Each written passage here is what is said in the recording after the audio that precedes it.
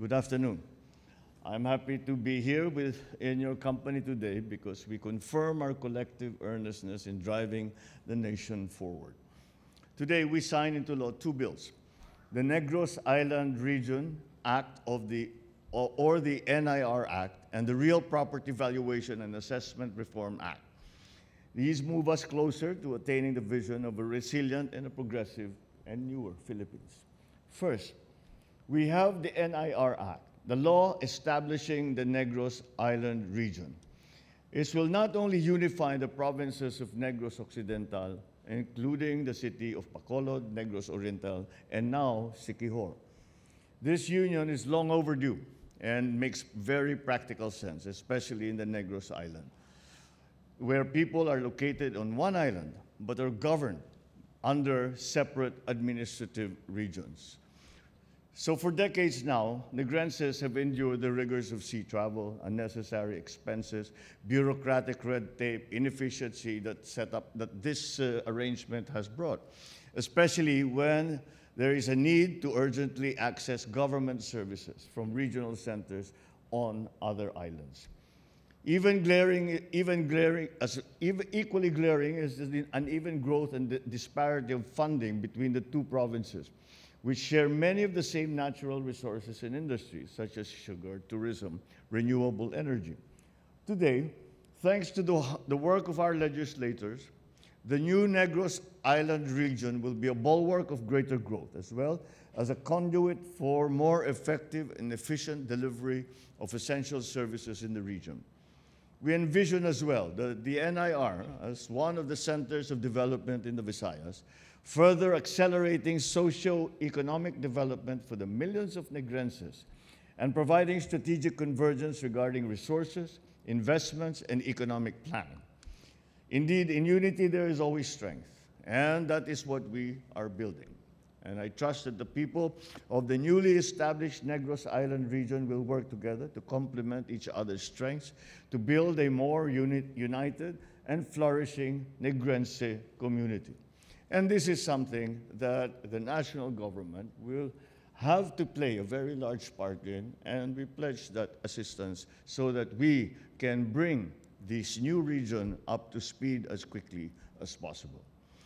Another law that we are signing today is one that will change our real estate landscape, the Real Property Valuation and Assessment Reform Act.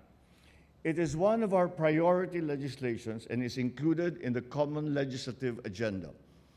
The law is in line with our 8-point socioeconomic agenda, wherein we put a primacy on the pursuit of bureaucratic efficiency that is driven by transparency, digitalization, and the practice of innovative work processes in the civil service.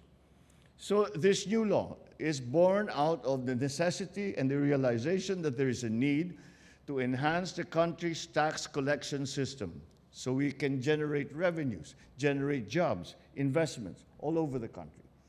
No longer will we rely on the outdated valuation system. We now have instead the new and improved RPVARA. I'm sure we will find a shorter way to pronounce that.